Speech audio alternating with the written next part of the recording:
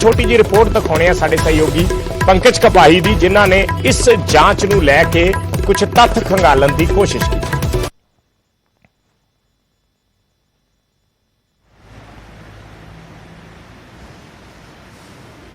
ने नवजोत सिंह सिद्धू ਅਤੇ ਉਹਨਾਂ ਦੇ ਕਰੀਬੀਆਂ ਦੇ ਉੱਤੇ ਸ਼ਿਕੰਜਾ ਕੱਸਣ ਦੀ ਤਿਆਰੀ ਕਰ ਲਈ ਹੈ ਔਰ ਇਸ ਵੇਲੇ ਅੰਮ੍ਰਿਤਸਰ ਦੇ ਐਸਐਸਪੀ ਜਿਹੜੇ ਨੇ ਐਸਐਸਪੀ ਵਿਜੀਲੈਂਸ ਪਰਮਪਾਲ ਹੋਰੀ ਚੰਡੀਗੜ੍ਹ ਮੁੱਖ ਦਫ਼ਤਰ ਵਿਜੀਲੈਂਸ ਪਹੁੰਚੇ ਹੋਏ ਨੇ। ਤਸਵੀਰਾਂ ਅਸੀਂ ਦਿਖਾਣਾ ਚਾਹਾਂਗੇ ਕਿ ਕਿਸ ਤਰੀਕੇ ਦੇ ਨਾਲ ਇਸ ਵੇਲੇ ਮੀਟਿੰਗ ਹੋਈ ਹੈ। ਫਾਈਲਾਂ ਜਿਹੜੀਆਂ ਨੇ ਜਾਣਕਾਰੀ ਇਹ ਮਿਲ ਰਹੀ ਹੈ ਕਿ ਸਿੱਧੂ ਅਤੇ ਉਹਨਾਂ ਦੇ ਕਰੀਬੀਆਂ ਦੇ ਮਾਮਲੇ ਦੇ ਵਿੱਚ ਕੁਝ ਪ੍ਰੋਪਰਟੀ ਦੇ ਜਿਹੜੇ ਦਸਤਾਵੇਜ਼ ਹੱਥ ਲੱਗੇ ਨੇ ਔਰ ਇਸ ਵੇਲੇ ਚੰਡੀਗੜ੍ਹ ਦੀਆਂ ਤਸਵੀਰਾਂ ਦਿਖਾ ਰਹੇ ਹਾਂ। ਚੰਡੀਗੜ੍ਹ ਦੇ ਵਿੱਚ ਮੁੱਖ ਦਫ਼ਤਰ ਵਿਜੀਲੈਂਸ ਮੁੱਖ ਦਫ਼ਤਰ ਜਿਹੜੀ ਹੈ ਟੀਮ ਪਹੁੰਚੀ ਹੋਈ ਹੈ। ਗੱਲਬਾਤ ਕਰਨ ਦੀ ਕੋਸ਼ਿਸ਼ ਵੀ ਕਰਾਂਗੇ ਕਿ ਕਿਸ ਮਾਮਲੇ 'ਚ ਆਏ ਨੇ ਔਰ ਜਾਣਕਾਰੀ ਮਿਲ ਰਹੀ ਹੈ ਕਿ ਨਵਜੋਤ ਸਿੰਘ ਸਿੱਧੂ ਅਤੇ ਉਹਨਾਂ ਦੇ ਕੁਝ ਪਰਿਵਾਰਕ ਰਿਸ਼ਤੇਦਾਰ ਨੇ, ਪੀਏ ਨੇ, ਉਹਨਾਂ ਦੇ ਕੁਝ ਡਾਕੂਮੈਂਟ ਮਿਲੇ ਨੇ ਵੱਖ-ਵੱਖ ਥਾਵਾਂ ਤੇ।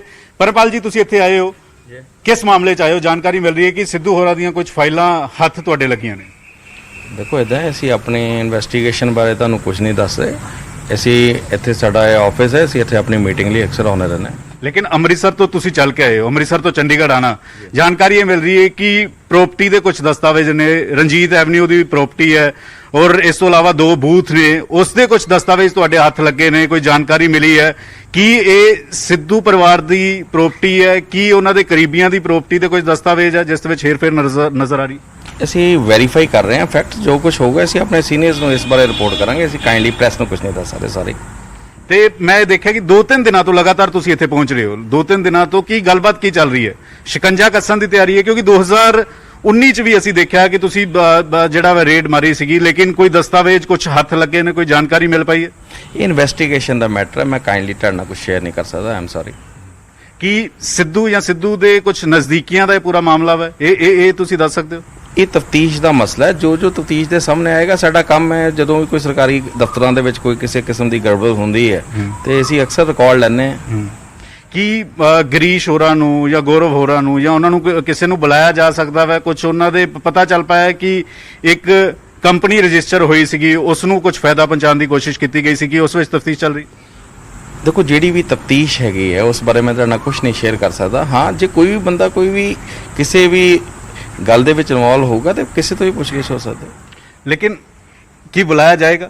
ਸਿੱਧੂ ਹੋਰਾਂ ਨੂੰ ਬੁਲਾਇਆ ਜਾ ਸਕਦਾ ਜਾਂ ਉਹਨਾਂ ਦੇ ਕਰੀਬੀਆਂ ਨੂੰ ਬੁਲਾਇਆ ਜਾ ਸਕਦਾ ਵਾ? ਅੱਗੇ ਆਉਣ ਵਾਲੇ ਦਿਨਾਂ 'ਚ ਬੁਲਾਇਆ ਜਾ ਸਕਦਾ ਵੀ ਇਨਕੁਆਇਰੀ ਦੇ ਤੱਥਾਂ ਬਾਰੇ ਕੀ ਕਰ ਰਹੇ ਆ ਕੀ ਨਹੀਂ ਕਰ ਰਹੇ ਮੈਂ ਕਾਈਂਡਲੀ ਤੁਹਾਡੇ ਨਾਲ ਸ਼ੇਅਰ ਨਹੀਂ ਕਰ ਸਕਦਾ। ਆਮ ਸੌਰੀ। ਲੇਕਿਨ ਤੁਸੀਂ ਅੰਮ੍ਰਿਤਸਰ ਤੋਂ ਆਏ ਹੋ, ਤਾਂ ਮੇਰਾ ਆਫਿਸ ਹੈ, ਮੈਂ ਆ ਸਕਦਾ। ਅੰਮ੍ਰਿਤਸਰ ਤੋਂ ਸਿੱਧੂ ਪੂਰੇ ਮਾਮਲੇ 'ਚ ਪਤਾ ਚੱਲ ਪਾ ਰਿਹਾ ਕਿ ਵਿਜੀਲੈਂਸ ਹੁਣ ਤਿਆਰੀ ਕੱਸ ਲਈ ਹੈ।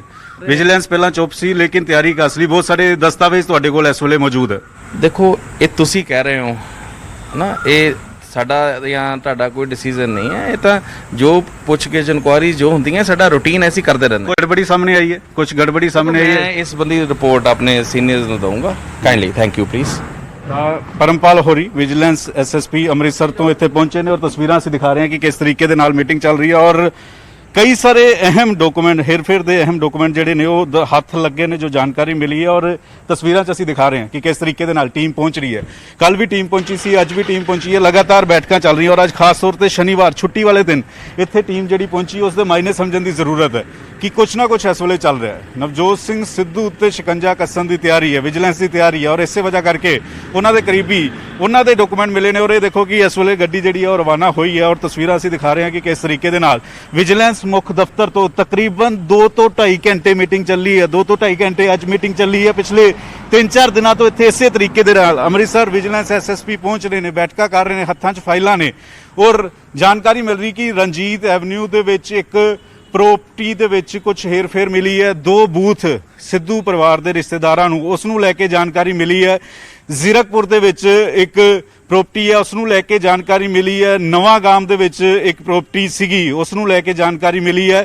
ਕਈ ਸਾਰੇ ਦਸਤਾਵੇਜ਼ ਹੱਥ ਲੱਗੇ ਨੇ ਔਰ ਵਿਜੀਲੈਂਸ ਇਸ ਵੇਲੇ ਤਿਆਰੀ ਕੱਸ ਰਹੀ ਹੈ, ਸ਼ਿਕੰਜਾ ਕੱਸ ਰਹੀ ਹੈ ਔਰ ਜਾਣਕਾਰੀ ਇਹ ਵੀ ਮਿਲ ਰਹੀ ਹੈ ਕਿ ਸਿੱਧੂ ਹੋਰਾਂ ਨੂੰ ਵੀ ਬੁਲਾਇਆ ਜਾ ਸਕਦਾ, ਸਿੱਧੂ ਹੋਰਾਂ ਤੇ ਸ਼ਿਕੰਜਾ ਜਿਹੜਾ ਉਹ ਕੱਸਿਆ ਜਾ ਸਕਦਾ। ਉਹਨਾਂ ਦੇ ਖਾਸ ਤੌਰ ਤੇ ਜਿਹੜੇ ਪੀਏ ਨੇ ਗੌਰਵ ਗਰੀਸ਼, ਉਹਨਾਂ ਦੇ ਉੱਤੇ ਸ਼ਿਕੰਜਾ ਜਿਹੜਾ ਵਾ ਵਿਜੀਲੈਂਸ ਇਸ ਵੇਲੇ ਕੱਸਣ ਦੀ ਤਿਆਰੀ ਕਰ ਰਹੀ ਹੈ ਔਰ ਇਸੇ ਵਜ੍ਹਾ ਕਰਕੇ ਲਗਾਤਾਰ ਜਿਹੜੀ, ਹਾਲਾਂਕਿ ਜੋ ਪਰਮਪਾਲ ਹੋਰੀ ਨੇ ਜ਼ਿਆਦਾ ਖੁੱਲ ਕੇ ਤਾਂ ਨਹੀਂ ਬੋਲੇ, ਜ਼ਿਆਦਾ ਜਾਣਕਾਰੀ ਉਹਨਾਂ ਨੇ ਨਹੀਂ ਸਾਂਝੀ ਕੀਤੀ, ਲੇਕਿਨ ਇਹ ਜ਼ਰੂਰ ਕਹਿ ਰਹੇ ਨੇ ਕਿ ਅਗਰ ਜ਼ਰੂਰਤ ਪਈ ਤਾਂ ਕਿਸੇ ਨੂੰ ਵੀ ਬੁਲਾਇਆ ਜਾ ਸਕਦਾ ਹੈ, ਪੁੱਛਗਿੱਛ ਦੇ ਲਈ ਕਿਸੇ ਨੂੰ ਵੀ ਬੁਲਾਇਆ ਜਾ ਸਕਦਾ ਹੈ।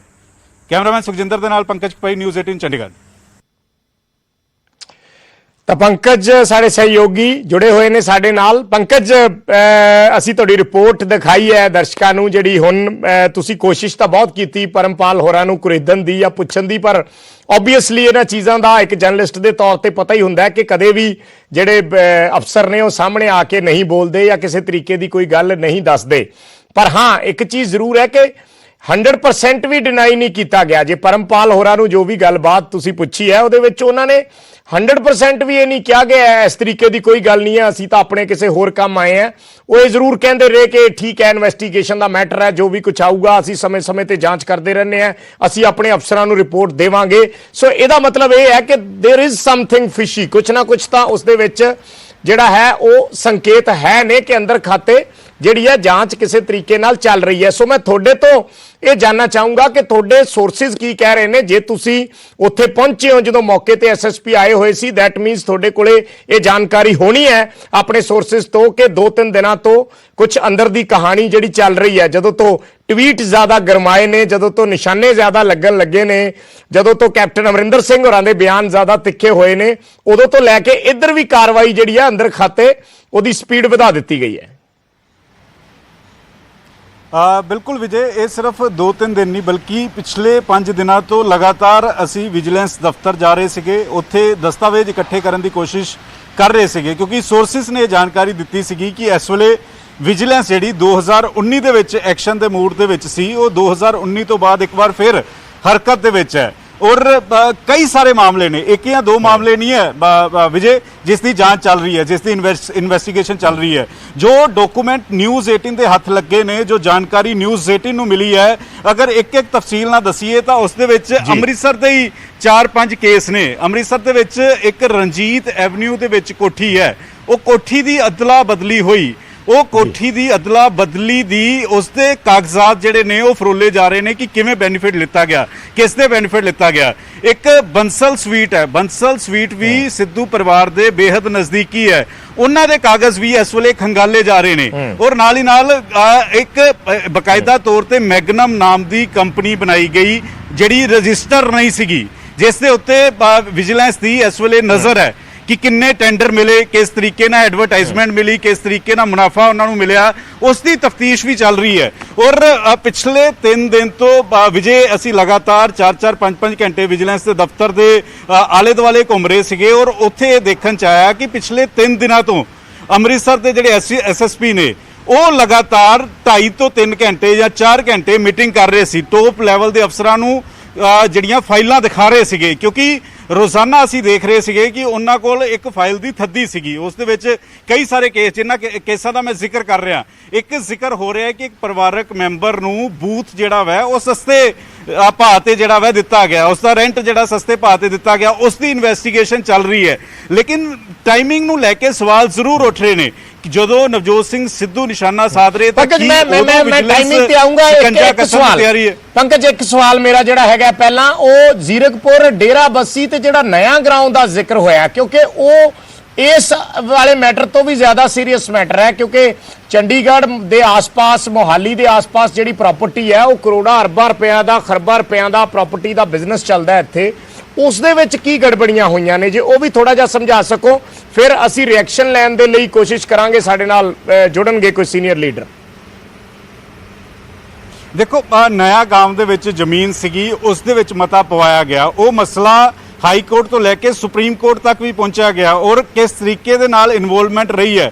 ਜ਼ਿਕਰ ਇਹ ਹੋ ਰਿਹਾ ਹੈ ਕਿ ਇੱਕ ਸ਼ਖਸ ਹੈ, ਉਸ ਨੂੰ ਬਕਾਇਦਾ ਤੌਰ ਤੇ 50-50 ਲੱਖ ਰੁਪਏ ਦੇ 2 ਚੈੱਕ ਵੀ ਜਿਹੜੇ ਨੇ ਉਹ ਟ੍ਰਾਂਸਫਰ ਹੋਏ ਨੇ, ਉਹ ਵੀ ਉਸ ਦੀ ਜਾਂਚ ਵੀ ਇਸ ਵੇਲੇ ਵਿਜੀਲੈਂਸ ਕਰ ਰਹੀ ਹੈ ਕਿ ਉਹ 50-50 ਲੱਖ ਰੁਪਏ ਦੇ ਚੈੱਕ ਕਿਉਂ ਟ੍ਰਾਂਸਫਰ ਹੋਏ, ਉਹਦਾ ਇਸਤੇਮਾਲ ਕਿਉਂ ਨਹੀਂ ਕੀਤਾ ਗਿਆ, ਉਹ ਵਾਪਸ ਕਿਉਂ ਨਹੀਂ 50-50 ਲੱਖ ਰੁਪਏ ਆਏ। ਔਰ ਜਿਸ ਤਰੀਕੇ ਨਾਲ ਬਕਾਇਦਾ ਤੌਰ ਤੇ ਪਿਛਲੇ 5-6 ਦਿਨ ਪਹਿਲਾਂ ਵਿਜੀਲੈਂਸ ਦੀ ਟੀਮ ਉੱਥੇ ਮੌਕੇ ਤੇ ਵੀ ਗਈ ਸੀਗੀ, ਇਹ ਵੀ ਸੋਰਸਿਸ ਤੋਂ ਜਾਣਕਾਰੀ ਮਿਲ ਰਹੀ ਹੈ।